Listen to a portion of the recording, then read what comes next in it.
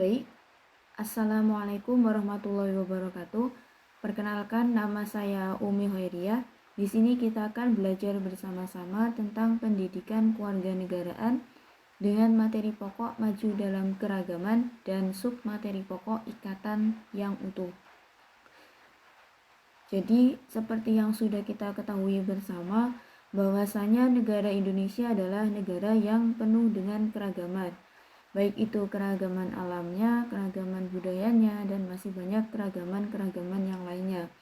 Seperti keragaman suku, keragaman ras, keragaman budaya, keragaman agama, dan keragaman golongan-golongan. Nah, dengan adanya keragaman tersebut menjadikan negara Indonesia itu negara yang satu dalam suatu ikatan yang utuh, sehingga menghasilkan suatu semboyan yang berbunyi Bhinneka Tunggal Ika, yang artinya adalah meskipun berbeda-beda tapi tetap satu kesatuan. Untuk yang pertama yaitu hakikat Indonesia sebagai negara kesatuan. Apa sih itu negara? Ada yang tahu apa itu negara? Seperti apa ya negara itu? Apa ya negara itu? Nah, jadi negara adalah suatu organisasi dalam satu wilayah yang memiliki kekuasaan tertinggi yang sah dan ditaati oleh rakyatnya. Negara memiliki kekuasaan memaksa dan mengatur individu atau kelompok masyarakat supaya tujuan negara itu dapat tercapai. Di sini tujuan negara secara umum itu adalah menciptakan kesejahteraan dan kebahagiaan bagi rakyatnya. Berkaitan dengan hal tersebut, negara mempunyai sifat yang melekat pada negara, yaitu sifat memaksa, monopoli, dan mencakup semua. Ingat-ingat ya, ada 3 sifatnya, yaitu sifat memaksa, monopoli, dan mencakup semua. Jadi, negara itu adalah suatu organisasi dalam suatu wilayah yang memiliki kekuasaan tertinggi yang sah dan harus ditaati oleh rakyatnya. Negara itu memiliki kekuasaan yang memaksa agar tujuan suatu negara itu bisa tercapai, yaitu menciptakan kesejahteraan dan kebahagiaan bagi masyarakatnya. Itu adalah tujuan negara, yaitu menciptakan kesejahteraan dan kebahagiaan dengan sifat memaksa, monopoli, dan mencakup semua. Di sini ada 2 negara, jenis negara berdasarkan susunannya.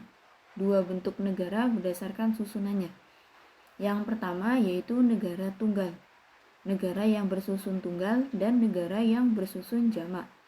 Negara yang bersusun tunggal disebut dengan negara kesatuan, sedangkan negara yang bersusun jamak disebut dengan negara federasi, atau dalam sebuah negara terdapat negara-negara yang lain.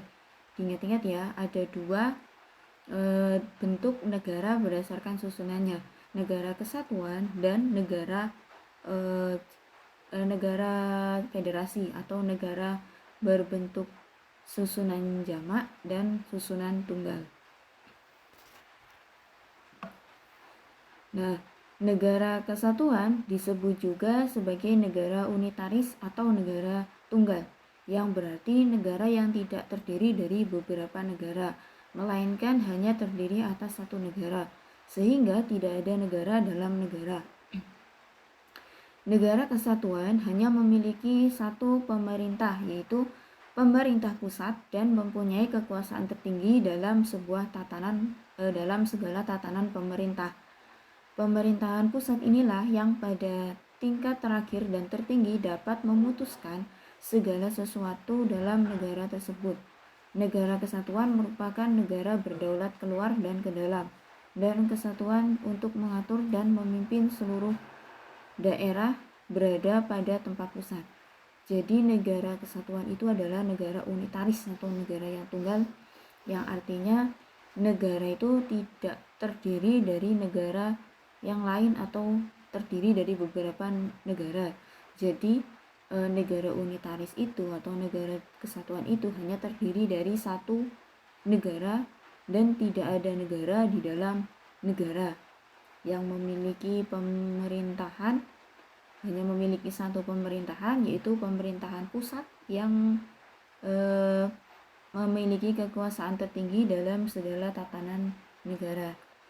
Jadi negara kesatuan itu adalah negara yang tidak terdiri dari beberapa negara dan hanya memiliki satu pemerintahan, yaitu pemerintahan pusat yang memiliki kekuasaan tertinggi dalam segala tatanan negara.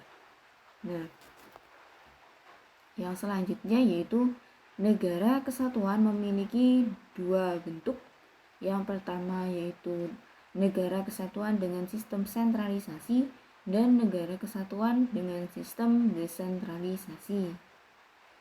Negara kesatuan dengan sistem sentralisasi menghendaki bahwa seluruh urusan negara langsung diatur dan dikendalikan oleh pemerintah pusat, sementara daerah hanya menjalankan peraturan-peraturan dan perintah dari pemerintah pusat tersebut.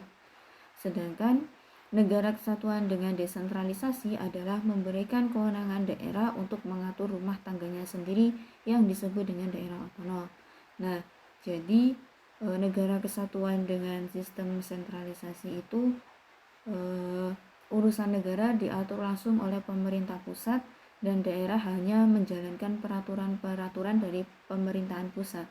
Sedangkan negara kesatuan dengan sistem desentralisasi itu pemerintah pusat memberikan kewenangan bagi daerah untuk mengatur rumah tangganya sendiri. Jadi itu adalah perbedaan antara sistem desentralisasi dengan sentralisasi, di mana sentralisasi itu suatu sistem di mana kewenangan seluruh negara itu aturan-aturannya ada di pemerintah pusat, sedangkan daerah itu hanya menjalankannya. Sedangkan untuk desentralisasi itu pemerintah pusat memberikan kewenangan kepada daerah untuk menjalankan rumah tangganya sendiri. Itu adalah perbedaan antara desentralisasi dengan sentralisasi. Nah, ini adalah ciri-ciri negara kesatuan. Yang pertama yaitu kekuasaan tertinggi ada di pemerintah pusat. Jadi negara kesatuan itu memiliki kekuasaan tertingginya ada di pemerintahan pusat. Dan yang kedua yaitu konstitusi atau undang-undang dasar yang berlaku di negara hanya satu. Seperti di Indonesia tuh. Undang-undang yang berlaku hanya satu, yaitu Undang-Undang Dasar Negara Republik Indonesia tahun 1945. Yang selanjutnya yaitu tidak mengenal istilah negara bagian. Kenapa tidak mengenal istilah negara bagian? Karena negara kesatuan adalah negara yang terdiri dari satu negara atau negara unitaris, yaitu tidak ada negara lain dalam sebuah negara. Dan yang terakhir yaitu hanya ada satu kebijaksanaan yang menyangkut persoalan politik, ekonomi, sosial budaya, dan serta pertahanan dan keamanan yang ada. Jadi dalam sebuah negara kesatuan itu hanya ada satu kebijaksanaan yang mencakup persoalan politik, ekonomi, sosial budaya, serta pertahanan dan keamanan yang ada. Yang selanjutnya yaitu karakteristik negara kesatuan Republik Indonesia. Nah, yang pertama pasti sudah banyak yang tahu, yaitu Bhinneka Tunggal Ika. Negara dengan penuh keragaman tetapi tetap satu tujuan. Bhinneka Tunggal Ika, berbeda-beda tapi tetap satu kesatuan. Yang kedua yaitu negara yang merdeka dan berdaulat. Indonesia adalah negara merdeka yang berdaulat. Artinya kedaulatan berada di tangan rakyat. Demokrasi, sistem demokrasi dari rakyat, oleh rakyat, dan untuk rakyat. Yang selanjutnya yaitu negara kepulauan yang berciri Nusantara. Jadi negara Indonesia itu adalah negara kepulauan. Ya sudah kita ketahui bersama bahwasanya di Indonesia itu terdapat ribuan pulau yang memang sudah terdaftar.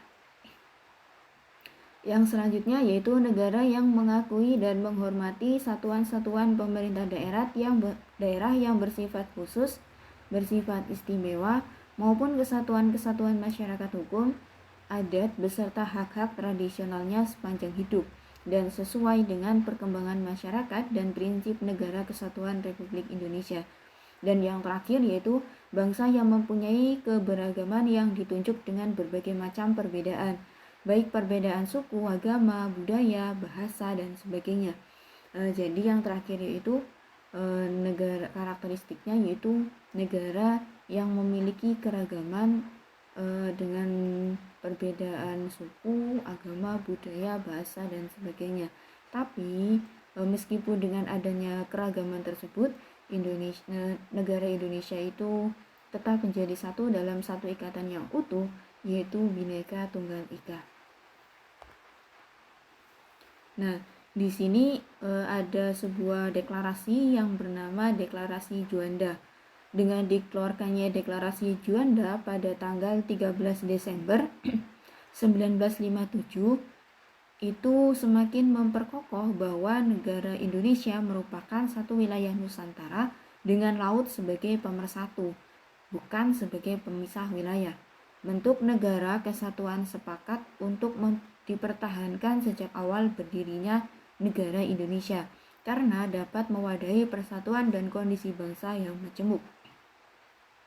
Jadi Deklarasi Juanda ini adalah satu bukti bahwasanya meskipun negara Indonesia adalah negara kepulauan dengan laut yang begitu luas, itu bukanlah menjadi sebuah alasan atau menjadi sebuah pemisah bagi suatu wilayah, tetapi dengan adanya laut yang luas itu dapat menjadi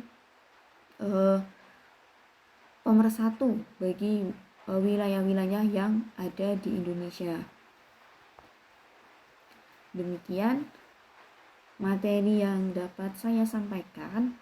Apabila ada salah-salah kata, saya mohon maaf, dan kepada Allah saya mohon ampun. Sekian yang dapat saya sampaikan. Saya akhiri. Wassalamualaikum warahmatullahi wabarakatuh.